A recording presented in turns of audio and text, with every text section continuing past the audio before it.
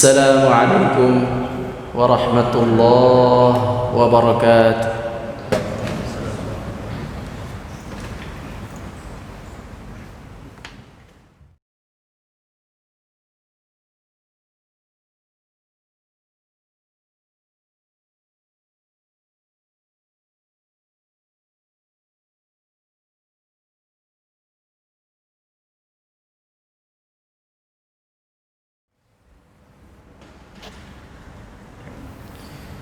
Alhamdulillah, nahmaduhu wa nasta'inuhu wa nastaghfiruh wa na'udzu billahi min shururi anfusina wa min sayyiati a'malina. Man yahdihillahu fala mudilla lahu wa man yudlil fala hadiya lahu. أشهد أن لا إله إلا الله وحده لا شريك له وأشهد أن محمدا عبده ورسوله لا نبي بعده.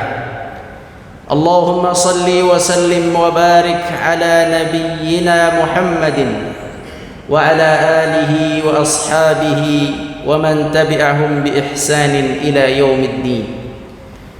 قال الله عز وجل: يا أيها الذين آمنوا اتقوا الله حق تقاته ولا تموتن إلا وأنتم مسلمون. وقال رسول الله صلى الله عليه وسلم: اتقوا الله حيثما كنت وأتبع السيئة الحسنة تمحها. رواه الترمذي. عباد الله، أوصيكم ونفسي بتقوى الله وطاعته لعلكم ترحمون. Kaum muslimin yang dirahmati Allah Subhanahu wa taala, puji syukur kita panjatkan kepada Allah atas pilihan Allah kepada kita sebagai hambanya yang beriman kepadanya. Semoga keimanan ini terus Allah berikan kepada kita hingga wafat kita, dan Allah terima amal-amal kita ketika kita wafat menemui Allah Azza wa Jalla. Salawat dan salam kita sampaikan kepada Nabi kita, Nabi besar Muhammad sallallahu alaihi wasallam, beserta keluarga beliau, para sahabat, dan seluruh kaum muslimin yang mengikuti jejak beliau. Ibadallah, khatib berwasiat, marilah sama-sama kita menambahkan amal saleh dan kita tinggalkan larangan-larangan Allah Subhanahu wa taala. Di dalam Islam, meninggalkan maksiat adalah amal saleh. Salat, puasa, zakat, haji, jelas amal saleh sebagai pondasi berdirinya agama Islam. Tetapi Islam tidak sekedar melakukan amal saleh. Dalam Islam ada yang disebut dengan ijtinabun nawahi, meninggalkan larangan-larangan Allah Azza wa Jalla. Meninggalkan larangan Allah juga merupakan ibadah, dan perintah meninggalkan larangan Allah sama dengan perintah mengerjakan kewajiban yang Allah wajibkan kepada kita. Jika Allah Subhanahu wa taala melarang kita untuk melakukan pencurian, maka haram harus kita tinggalkan, sebagaimana kita harus melaksanakan kewajiban. Yang indah dalam Islam, ketika kita meninggalkan maksiat atau larangan Allah, maka itu dapat menjadi pahala dalam agama Islam. Kita bisa menjadikan meninggalkan maksiat sebagai sarana beribadah kepada Allah Azza wa Jalla. Karena betapa banyak manusia yang salat, zakat, puasa, haji, tapi dia tidak mampu meninggalkan mencuri. Dia masih memakan harta yang haram, mengambil hak dari keluarganya dari harta waris, atau bahkan dia masih tidak mau mengembalikan hak orang lain dari hutang yang pernah ia pinjamnya. Dia sudah salat, puasa, zakat, haji, tetapi kezaliman dan kemaksiatan masih saja terjadi di dirinya. Wabil khusus maksiat-maksiat yang besar dan kezaliman-kezaliman yang mengambil hak dari hamba Allah Azza wa Jalla. Oleh itu, kita harus selalu meningkatkan kejauhan kita terhadap maksiat. Ini yang paling penting.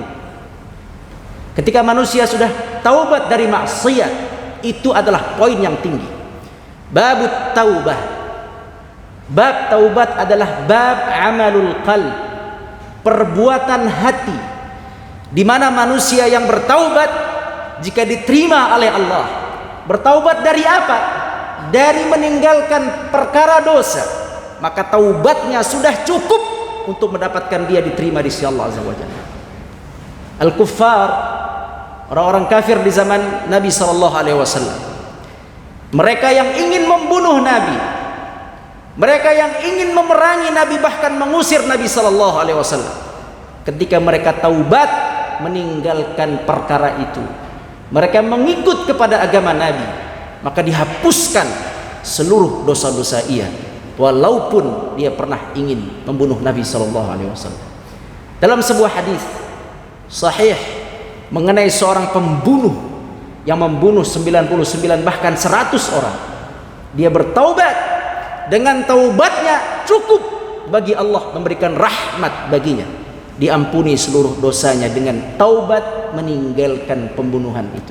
Ibadallah, jika kita masih ragu dengan meninggalkan maksiat, kuatkan pada hari ini, tinggalkan riba apapun. Dalam sebuah hadis dari Ibnu Umar radhiyallahu anhu, hadis sahih Bukhari dan Muslim, dikisahkan ada seorang pemuda yang jatuh cinta kepada sepupunya, seorang wanita, tetapi sepupunya tidak mau menerima pemuda ini.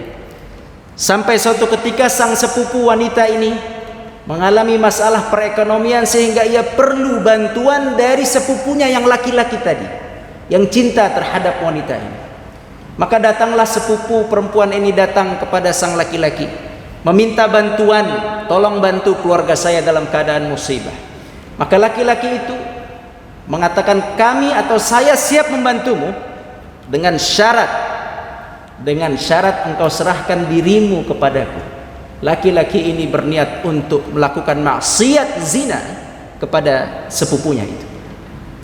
Terdesak keadaan itu, maka sang sepupu wanita menerima tawaran itu, diberikan 120 dinar emas sebagai bayarannya, sebagai sedekah atau diberikan sebagai ganjarannya.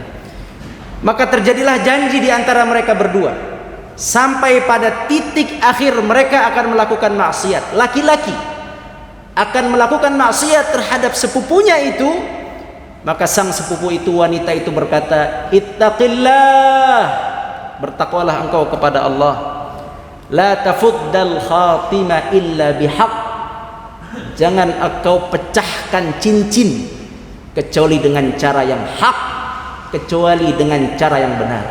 Mendengar itu, laki-laki ini kemudian dia tersadar, kemudian dia tinggalkan kesempatan yang mulia itu. Artinya dia mampu untuk melakukan maksiat pada saat itu.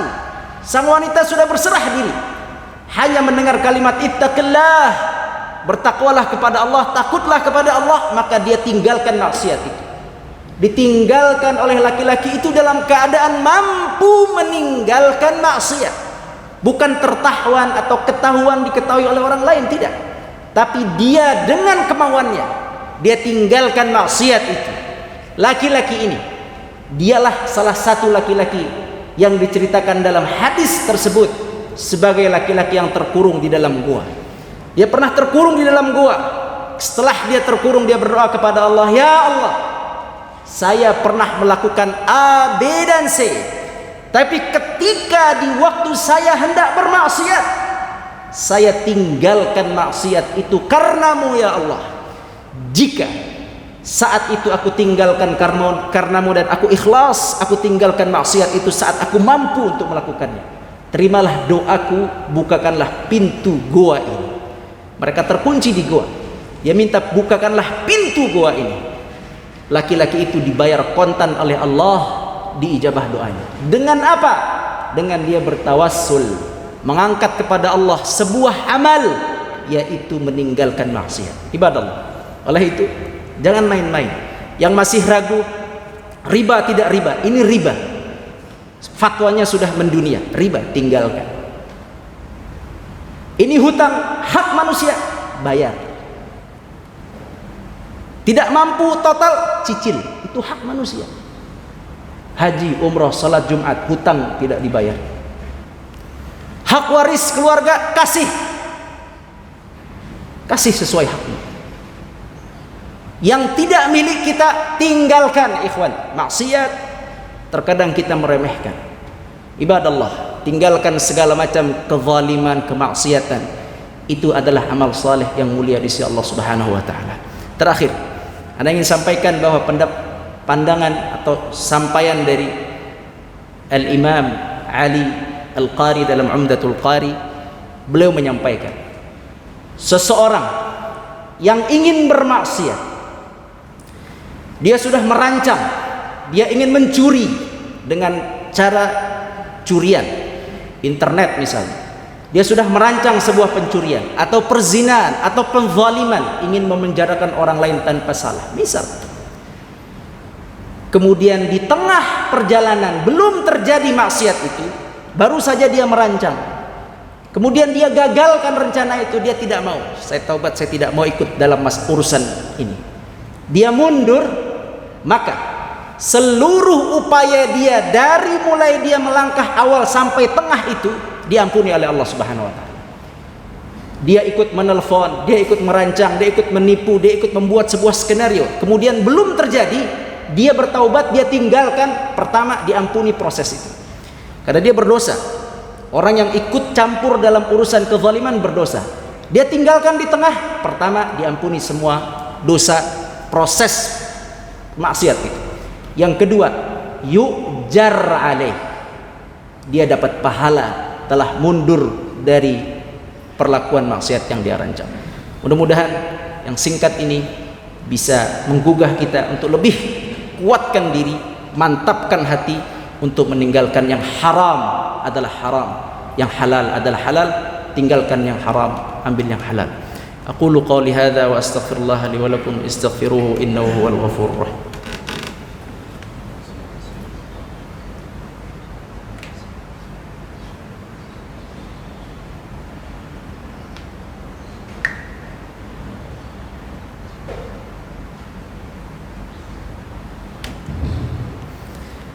Alhamdulillah, wassalatu wassalamu ala rasulillah wa ala alihi wa ashabihi wa mawalah. Qala Allah Ta'ala, ya ayyuhalladzina amanu ittaqullaha haqqa tuqatih wa la tamutunna illa wa antum muslimun. Kaum muslimin yang dirahmati Allah Subhanahu wa taala, marilah kita berdoa kepada Allah, semoga Allah berikan cahaya petunjuk di hati kita dan Allah masukkan rusyd, bimbingan Allah ke dalam hati kita, sehingga kita mampu mengambil yang hak dan meninggalkan yang maksiat. Semoga kita mampu meninggalkan segala macam yang diharamkan oleh Allah, sehingga ibadah kita tidak sia-sia. Qala Allah Ta'ala, inna Allah wa malaikatahu yusalluna ala nabi ya ayyuhalladzina amanu sallu alaihi wa sallimu taslima. A'udzu billahi minasy syaithanir rajim. Bismillahirrahmanirrahim. Alhamdulillahi rabbil alamin. Wassalatu wassalamu ala ashrafil anbiya'i wal mursalin wa ala alihi wa ashabihi ajma'in. Allahumma ighfir lana wa liwalidayna warhamhuma kama rabbayana shighara. Allahumma ighfir lana wa li ikhwanina alladhina sabaquna bil iman wa la taj'al fi qulubina ghillan lil ladzina amanu rabbana innaka ra'ufur rahim.